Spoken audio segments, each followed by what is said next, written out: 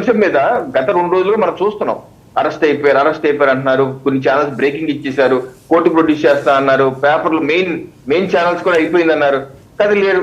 ఈ రోజు మీ డిబేట్ కి వచ్చే ముందు వీక్షకులు కూడా చూడొచ్చు, వికీపీడియాలో వందపల్లి వంశీ అని కొడితే arrested by AP police on 2 August 2024 అని వస్తుంది. అవును, వికీపీడియా. ఇప్పుడు మీ డిబేట్ కి 5 నిమిషాల ముందు మొబైల్ కొడితే అరెస్టెడ్ అని వస్తుంది. అంత పోలీసులు అడిగితే మా ఇంకా అందుబాటులో అవ్వలేదు, వాళ్ళ అనుచరుడు పట్టుకున్నాం, యూసఫ్ పఠాన్ పట్టుకున్నాం, ఆయన ఎక్కడ ఉన్నారో తెలియదు అంట. అయితే ఇప్పుడు ఆయన ఎన్నికల కౌంటింగ్ అయిపోయిన తర్వాత ఎవరు కనపడని మాట వాస్తవమే. మనమైతే ఎక్కడ టీవీలో కానీ, మీడియాలో కానీ, సోషల్ మీడియాలో ఎక్కడ ఆయన ఫోటో ఎక్కడ చూడలేదు.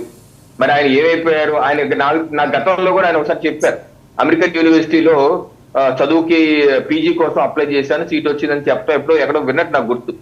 ఒకవేళ నా చదువు హైయర్ ఎడ్యుకేషన్ కోసం అమెరికా వెళ్ళిపోయారా లేకపోతే ఏంటి? ఎందుకంటే ఇందాక చెప్పినట్టు ఐఎస్బిలో ఆయన డిగ్రీ చేశారు కాబట్టి ఆయన వెళ్ళిపోయారా అన్నది మనకు తెలియదు.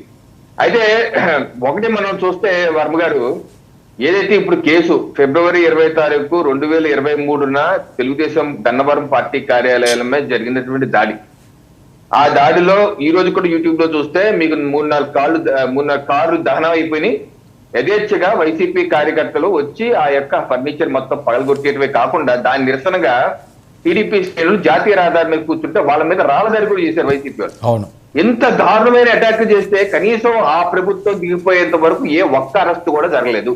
ఇది ప్రజాస్వామ్యమా? అంత పెద్ద దాడి చేస్తే కనీసం ఒక్క అరెస్ట్ కూడా చేయలేదు, ఒక్క కేసు కూడా పెట్టలేదు వైసీపీ ప్రభుత్వం.